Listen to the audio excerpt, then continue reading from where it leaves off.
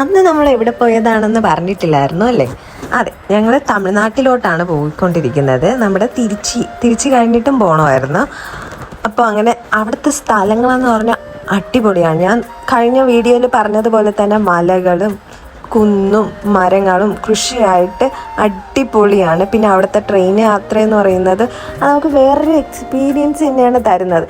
നമ്മുടെ ഇവിടെ ഭയങ്കര ചൂടാണ്, പക്ഷെ ആ ട്രെയിനിൽ പോയിക്കൊണ്ടിരുന്നപ്പോൾ അത്ര ചൂടൊന്നുമില്ല, നല്ല കാറ്റൊക്കെ ആയിട്ട് നല്ല രസമുള്ളൊരു യാത്രയായിരുന്നു എനിക്ക്. ഇപ്പം പോകുന്ന സ്ഥലം തീർച്ചയായും വീണ്ടും ഒരു 3 മണിക്കൂർ യാത്രയുണ്ടായിരുന്നു. അതായത് ചെന്നൈ അതിൻ്റെയൊക്കെ അടുത്തായിട്ട് വരും, ആ ഒരു സ്ഥലത്താണ് പോകുന്നത്. അപ്പം ഈ ഒരു ഇതൊക്കെ കണ്ടോ, ഇവിടുത്തെ ക്ലൈമറ്റും കാലാവസ്ഥയൊക്കെ അടിപൊളിയായിരുന്നു. പക്ഷേ ഈ മാസങ്ങളിലല്ല, ഇനി വരും മാസങ്ങളിൽ തമിഴ്നാട്ടിലോട്ട് പോകുമ്പോൾ ഭയങ്കര ചൂടായിരിക്കും, ഭയങ്കരമായിരിക്കും.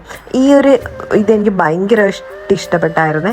മലയുടെ മുകളിൽ മേഘമൊക്കെ വന്ന് നിന്നിട്ട് അത് അടിപൊളി ഒരു വ്യൂ ആയിരുന്നു. ഇതിൽ എത്രത്തോളം കാണാൻ പറ്റുന്നുണ്ടെന്നൊന്നും അറിയത്തില്ല, പക്ഷെ നമ്മൾ നേരിട്ട് കണ്ണുകൊണ്ട് നന്നായിട്ട് കാണാൻ പറ്റുന്നുണ്ടായിരുന്നു. ഞാനാണെങ്കിൽ ഫുൾ ടൈം പുറത്തോട്ട് നോക്കിക്കൊണ്ട് തന്നെയായിരുന്നു ഇരിപ്പ്.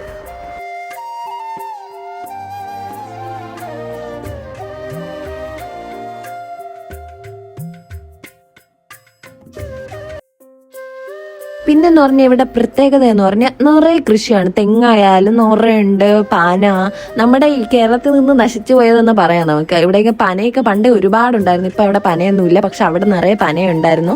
പിന്നെ ഞങ്ങൾക്ക് എള്ളു മിഠായിയൊക്കെ ഞാൻ വാങ്ങിച്ചു വെച്ചിട്ടുണ്ടായിരുന്നു. അതൊക്കെ കുറച്ചാണ് പോയത്. കാരണം ട്രെയിനിൻ്റെ അകത്ത് നിന്ന് ഫുഡ് കഴിക്കുന്നതെന്ന് പറഞ്ഞാൽ ടാസ്ക് ആണ്, അറിയാമല്ലോ. പിറ്റേ ദിവസം നമ്മൾ ബാത്റൂമിൽ ഇരിക്കേണ്ടി വരും. അതുകൊണ്ട് തന്നെ അങ്ങനെ ഒന്നും കഴിക്കാനായിട്ട് മുതിർന്നിട്ടില്ലായിരുന്നു.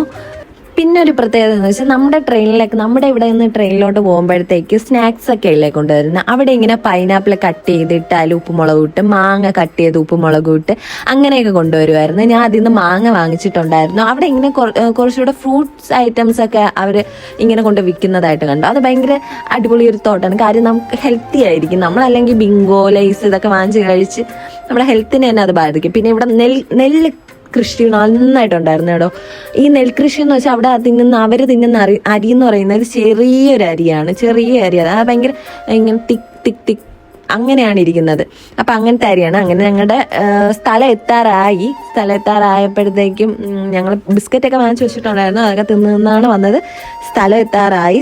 ഇവിടെ പിന്നൊരു സാധനം കണ്ടതെന്ന് വെച്ചാൽ ചക്കപ്പഴം. ഈ അങ്കിള് കൊണ്ട് വിൽക്കുന്നത് ചക്കപ്പഴമാണ്, പൈനാപ്പിൾ അല്ല, ഇത് ചക്കപ്പഴമാണ്. ഇങ്ങനെ ഓരോരോ വെറൈറ്റി സാധനങ്ങൾ നമ്മുടെ കേരളത്തിലില്ലാത്ത നമുക്ക് ഇവിടെ കാണാൻ പറ്റും. അങ്ങനെ നമ്മുടെ സ്ഥലം എത്തി, അങ്ങനെ ഞങ്ങൾ ഇറങ്ങാൻ പോവുകയാണ്. അപ്പം എല്ലാവർക്കും ബൈ, അടുത്ത വീഡിയോയിൽ കാണാം.